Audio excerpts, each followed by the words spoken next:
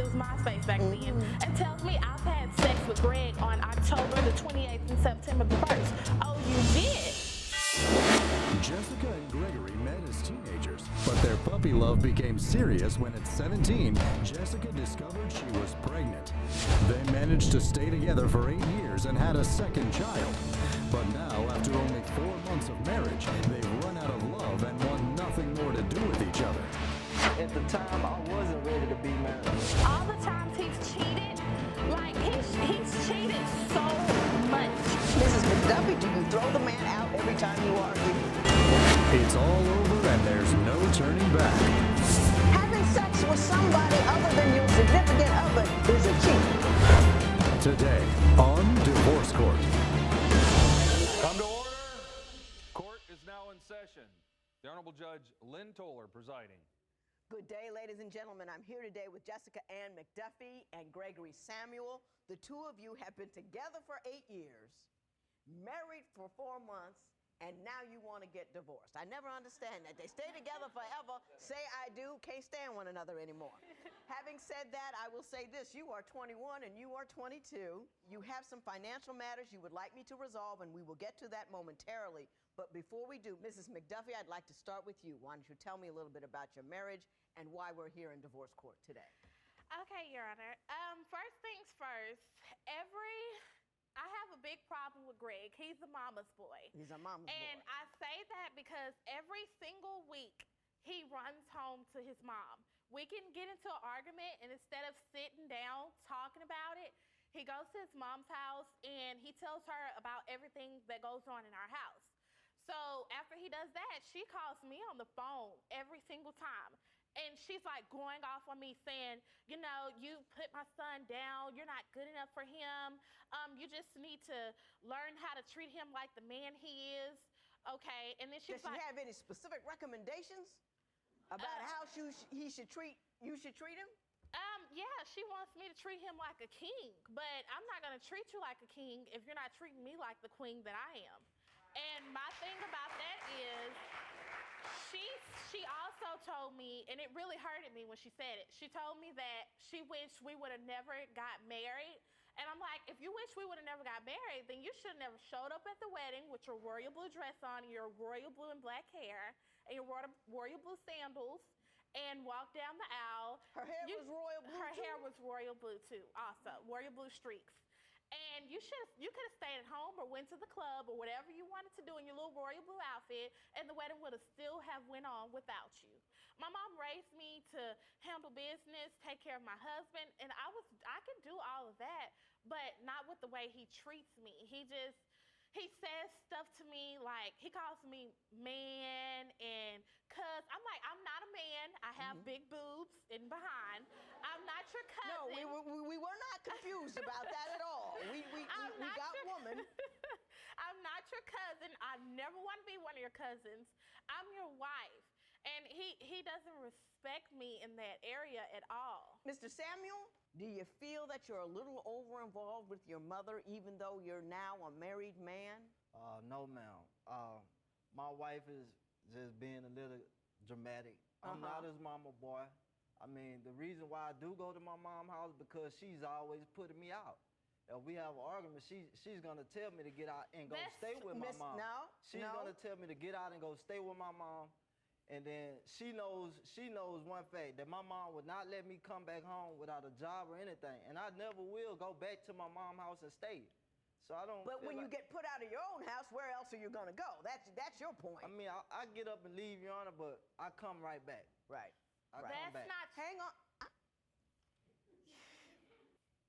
Do you tell your mother a lot of personal business about what's going on in your household? Not at all. My wife actually calls my mom every time we have an argument. She calls my mom and tells my mom what I'm doing. Then the only reason why I call his mom is because he's gone already. Now, you telling me that he ain't right, but he's quiet. He's telling me that you aren't right, and so far you haven't been. So when I make assessments about credibility of who's crazy and who can do what and who can follow rules, your behavior within the context of this hearing is very important. Keep that in mind, because you got 3 strikes already. Yes, ma'am. Mr. Samuel, go ahead. Okay, Your Honor. She feels like I'm a mama's boy because my mom will support me. Like the last time my mom told me, well, maybe you need to move back with me and I will be able to help you find your own place if she's going to keep throwing you out on the street every time you argue. Mrs. McDuffie, do you throw the man out every time you argue? No, ma'am. I did. I used to in the past. I'm not gonna lie about that. I used to In the past, you only been married 4 months. There is no past. Not when we were married. Before we were married, because we were living together before we got married. And you used to put him out And a I used to put him out. But now that we're married, he leaves on his own. He's so used to me doing it, he gets up and go on his own. And well, so it's kind of your fault then, because you trained him to bolt, because that is the history that the 2 of you have. Correct? correct. When divorce court continues, did Jessica bully Gregory into marriage? I told him he can either marry me or he can leave me. I didn't even get a chance to propose to her. I got off work one day and she had already ordered the ring. Divorce isn't easy. If you want to share your story, call toll-free at 1-877-311-2222 or visit our website at divorcecourt.com or become a fan at facebook.com/divorcecourt. Divorce court returns with the case of 21-year-old Jessica McDuffie, who is certain her husband Gregory has been cheating on her. But how far does Jessica go to make her case? He cheated with this girl at his first job. After she got off, I met her outside of the joint and we got it on. It is my understanding from what I've seen in your papers that you gave him an ultimatum about marriage. Is that true? Yes, ma'am. Tell me about that. What did you say and why did you say it? Well, I told him he can either marry me or he can leave me because I met him when I was 14 years old, and we both were so young. We still are young. Mm-hmm. And I just felt like we've been living together since I was 17. Mm-hmm. And you have 2 children and together. we have 2 children, a 2-year-old and a 4-year-old. Uh-huh. And I just feel like by now, by that time, I felt like, if you want to be with me or not, forever. You know that, because he was coming back every time. He was leaving, but he was coming back, and I was letting him back. So why not get married? That's how I was thinking. Why not make a commitment? Mr. Samuel, how were you feeling when you got that ultimatum? I told her basically, I will marry you, but at the time I wasn't ready to be married because I know that me and her had different situations. We had problems. And when she brought it up, she told me, she said, well, you're not going to be able to move with me and my kids if you don't put a ring on my finger. And the way that we got married, I didn't even get a chance to propose to her. I got off work one day and she had already ordered the rings. And Your Honor, Mrs. McDuffie, you can't threaten the brother into making a commitment. It never works out. He's resentful about it. He's angry. He's not coming in strong. But he should have been happy I just felt like he should have been happy to have someone like me. All the times he's cheated, like he's cheated so much. You tell me how often he's cheated. He's cheated 10 times a year ever since we've been together. He cheated with this girl at his first job, and I was taking him back and forth to work every day, dropping him off, picking him up. I never even knew anything about it. Well, she goes and texts me on MySpace, it was MySpace back then, and tells me I've had sex with Greg on October the 28th and September the 1st. Oh, you did? So we're on our way to the park, and she texts him, are you coming to work today? So I'm guessing on the days that I didn't drop him off, he would go and pick her up and take her to work. And I went up to her job, and I asked her,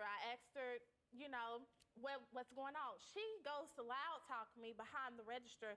Oh, I've cheated with Greg so many times. You're stupid. I'm the one who's been buying your baby those clothes. And, back then, I'm like, oh, you have? Oh, I'll meet you after work. So after she got off, I met her outside of the joint, and we got it on and whatever. And he showed up, and he's pushing me. Who won the fight? I did, of course. I whooped her tail. I was so upset, and I don't even act like that. Mr. Samuel, And he were you lied. cheating with this woman? I wouldn't call it cheating. What would you call it? I told my wife when I first met the girl, you know, she was there for somebody I could talk to, she wasn't ever there. Me and her were always arguing, and it was like, okay, this girl right here, she shows me the attention that I wanted. I mean, we slept around probably twice, but So you did cheat. Having sex with somebody other than your significant other is a cheat. When divorce court continues, it's no wonder that Jessica and Gregory are no longer on the same wavelength. Were you fooling around and flirting right in front of your husband with the cable guy? Do you think Gregory will ever stop cheating on Jessica? Call 1-800-282-1991 to vote now and see if America agrees with your opinion. You'll also receive some valuable offers. Call 1-800-282-1991 now. If you would like your case heard on divorce court, call us toll free at 1-877-311-2222 or log on to our website at divorcecourt.com and follow us on Twitter at Divorce Court. Divorce Court returns with the case of Gregory Samuel, who says he's fed up with the lack of intimacy in his marriage to Jessica. But is the drought in the bedroom the reason for this couple's breakup? How long has it been since you've had sex? Mr. Samuel, let me ask you this. What are your major concerns about Mrs. McDuffie okay, over here? I'm here because my wife is very disrespectful towards me.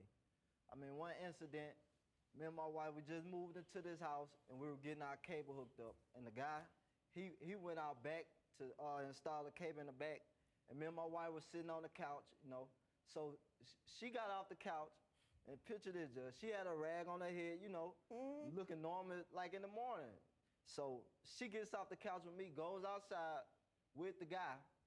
I say about 30 minutes passed. So I asked my daughter, where's mom? So she like outside. So I walk outside. She comes from around the house with a rag off her hair, trying to brush her hair all down, look all good.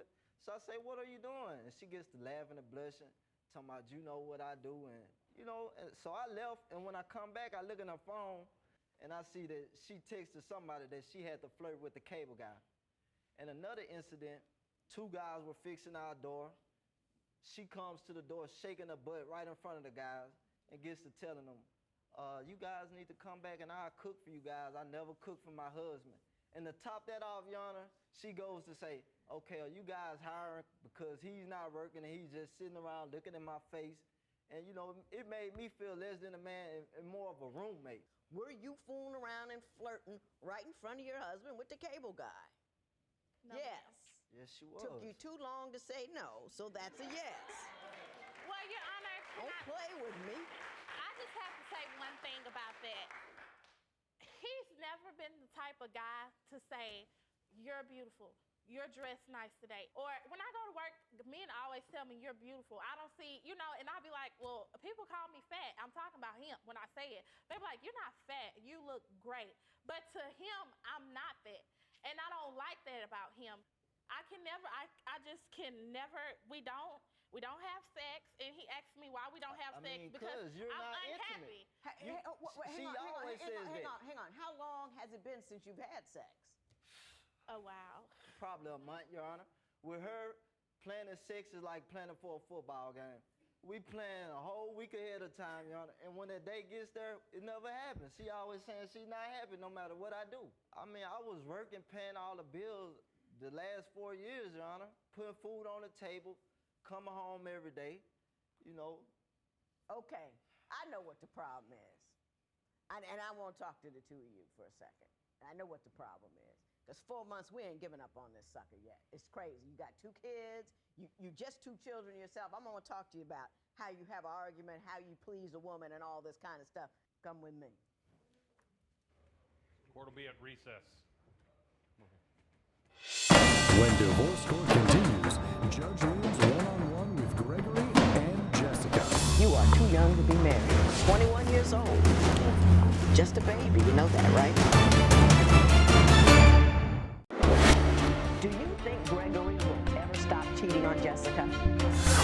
Call 1-800-282-1991 to vote now and see if America agrees with your opinion. You'll also receive some valuable offers. Call 1-800-282-1991 now.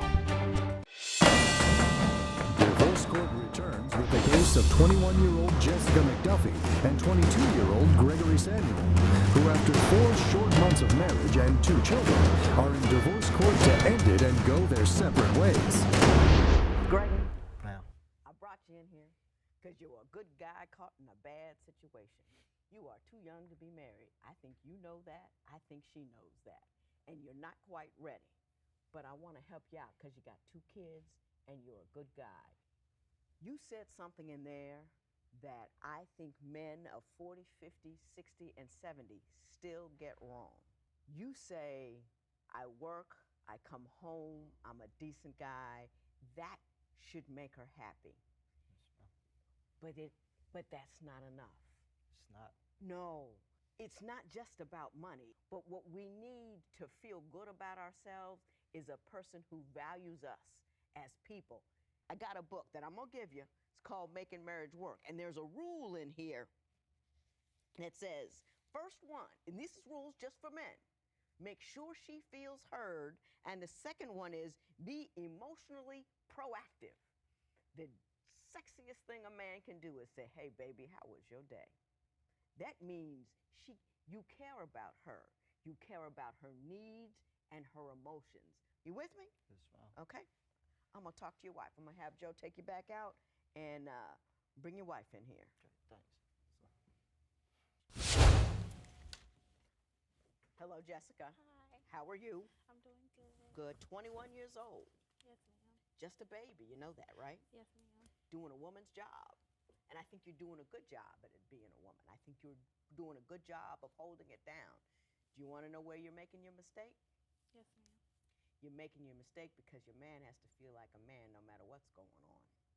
And if you spend all of your time picking at where he's weak instead of applauding him for what he has done, he's going to withdraw from you. He's going to be angry. Don't express your frustration. Request what you need. Make the ask. I've got rules in here just for women. And one of them is make the ask. Listen, when my husband and I were married for 18 years, he'd walk in a room, I'd walk out. I just thought he was the worst person in the world. And you know why? Because I expected things of him that I never asked for.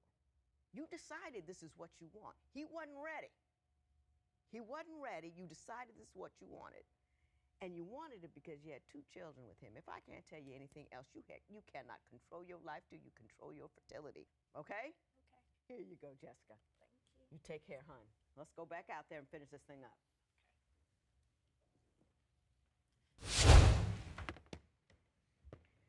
So, Jessica and Gregory, I'm calling you by your first names because I'm owning you now. What I'm trying to do is to save this marriage because you're 2 good people.